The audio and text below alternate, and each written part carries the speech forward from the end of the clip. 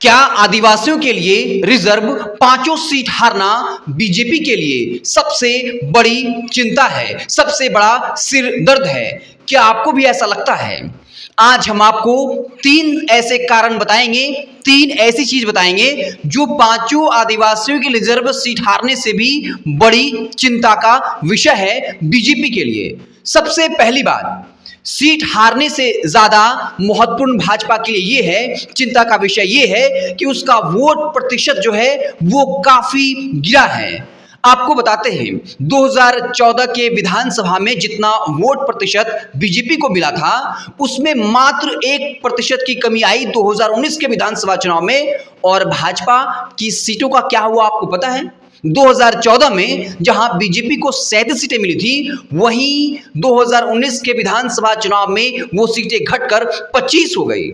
यानी आप समझिए मात्र 1% जो है वो वोट में कमी हुई और सीटें 37 से घटकर 25 हो गई।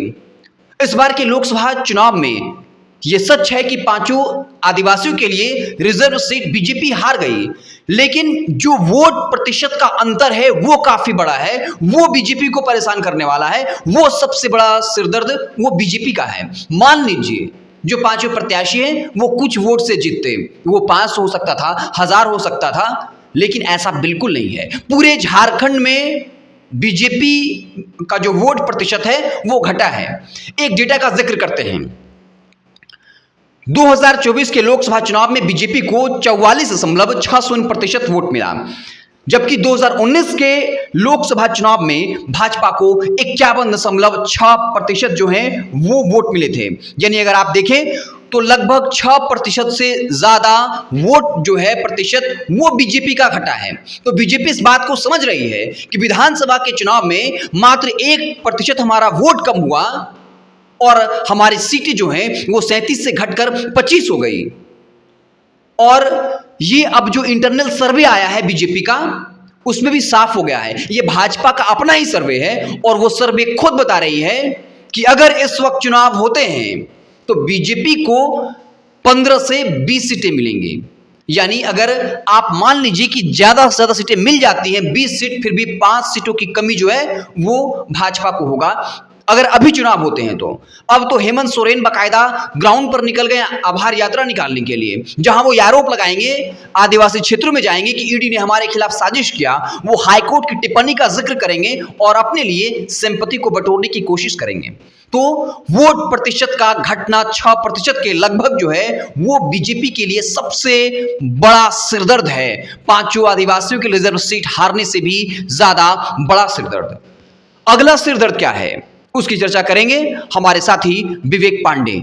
भाजपा पूरे झारखंड में अभिनंदन समारोह आयोजित कर रही है। जिन जिन लोकसभा सीट पर भाजपा को जीत मिली वहां भाजपा के नेता जा रहे हैं और अपने कार्यकर्ताओं का अभिनंदन कर रहे हैं, उनको शाबाशी दे रहे हैं, उनका सम्मान कर रहे हैं। इसी के साथ आपको बता दें कि झारखंड के मुख्यमंत्री हेमंत सोरेन भी जो है वो आभार यात्रा निकालने वाले हैं। आने वाले कुछ समय में वो पूरे झारखंड का दौरा करेंगे। आपको बता दें कि अभी तिथियां नहीं तय हुई है जब तक हम ये खबर आपके लिए बना रहे हैं, लेकिन ये अंदर खाने से खबर है कि पूरे झारखंड का दौरा करने वाले हैं सीएम हेमंत सोरेन। और इसी के साथ साथ आभार यात्रा निकालने वाले हैं पूरे झारखंड में सीएम हेमंत सोरेन। आपको हम बता दें कि जब सीएम जाएंगे जनता के बीच में तो वो कुछ मुद्दे हैं जिसको उठाएंगे। ईडी के द्वारा जिस तरह से सीएम हेमंत सोरेन को गिरफ्तार किया गया, इसका आरोप सीएम जो है वो भाजपा पे लगाने वाले हैं। सीएम ये कहेंगे कि भाजपा ने साजिश के तहत जो है वो उनको गिरफ्तार करवाया, क्योंकि केंद्र में जो है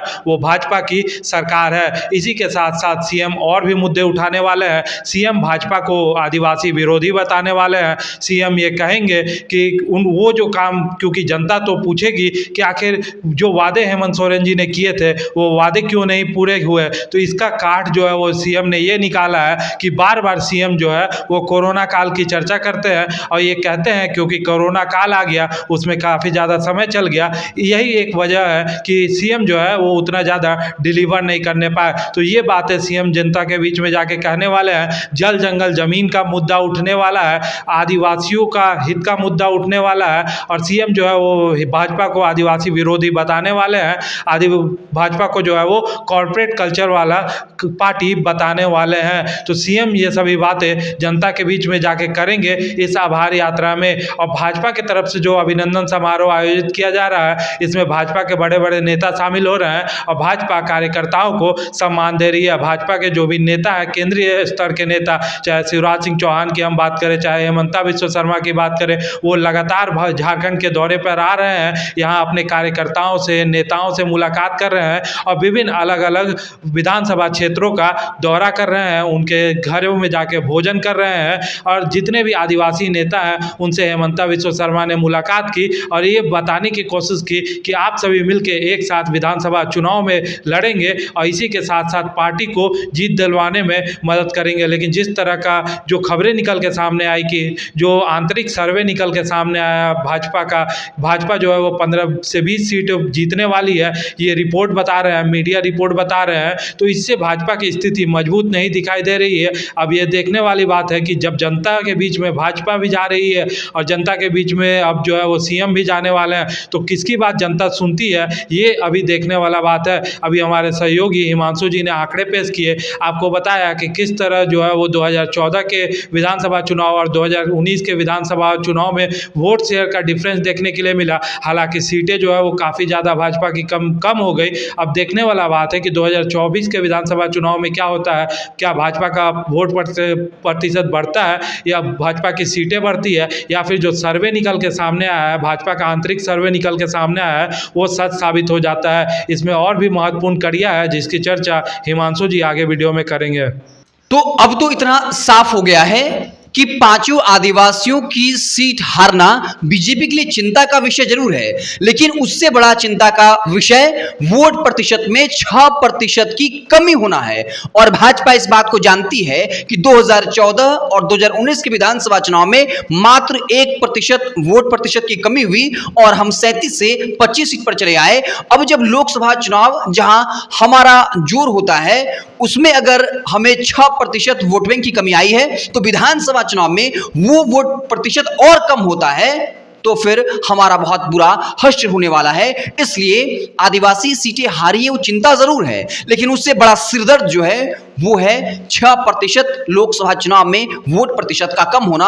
और दूसरा सिरदर्द जो है वो ये है कि हेमंत सोरेन आभार जो है वो यात्रा निकाल रहे हैं और वो जब अब लोगों के बीच जाएंगे तो हाईकोर्ट की टिप्पणी की याद दिलाएंगे, जहां हाईकोर्ट ने कहा कि कोई ऐसा प्रमाण, ऐसा कोई साक्ष्य नहीं मिलता जहां ये विश्वास किया जा सके कि हेमंत सोरेन इस मामले में दोषी है। उसके बाद ईडी कटघरे में है और आपको पता होगा भाजपा भी इस मसले पर बैकफुट हो गई है। हेमंत बिस्वा शर्मा से सवाल पूछा गया तो उन्होंने इस सवाल से कन्नी काट लिया और कहा कि ईडी अपना काम कर रही है। और तो आप समझते हैं कि बीजेपी इस बात को जानती है कि अगर हम हेमंत सोरेन पर हमला करेंगे तो फिर हाईकोर्ट के जजमेंट का जिक्र होगा, ईडी का जिक्र होगा और फिर भाजपा ही निशाने पे आएगी और हेमंत सोरेन को सहानुभूति मिलेगी।